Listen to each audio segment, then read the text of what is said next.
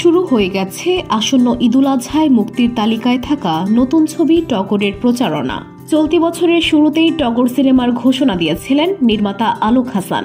সে অনুযায়ী সিনেমার শুটিংয়ের প্রস্তুতি শুরু হয়, তবে তখন নায়িকার নাম ঘোষণা করা হয় প্রার্থনা পারদিন দিঘির।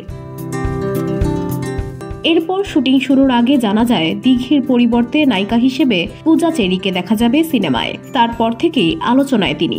এবার সিনেমার প্রচারণা নিয়ে ব্যস্ত সময় পার করছেন এই নায়িকা। বর্তমানে সিনেমার ডাবিং এর কাজ চলছে, যা জানিয়ে নিজের সামাজিক যোগাযোগ মাধ্যমে কয়েকটি পোস্ট করেন পূজা, যাতে দেখা যায় টি শার্ট ও চাবির রিংয়ে টগরের নাম লেখা। তার ভক্তরা প্রচারণা শুরু করছেন। তিনি তার ফেসবুকে শেয়ার করে সবাইকে পাশে থাকার অনুরোধ করছেন।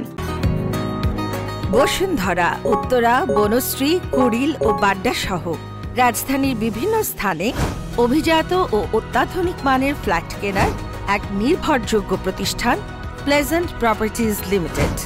তাই আপনার স্বপ্নের আবাসনের জন্য আজই যোগাযোগ করুন। Pleasant properties limited, where destiny matches eventually।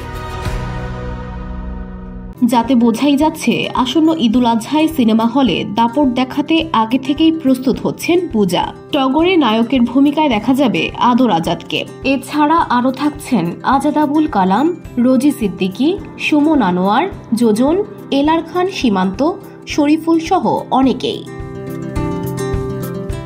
VOD Bangla news desk.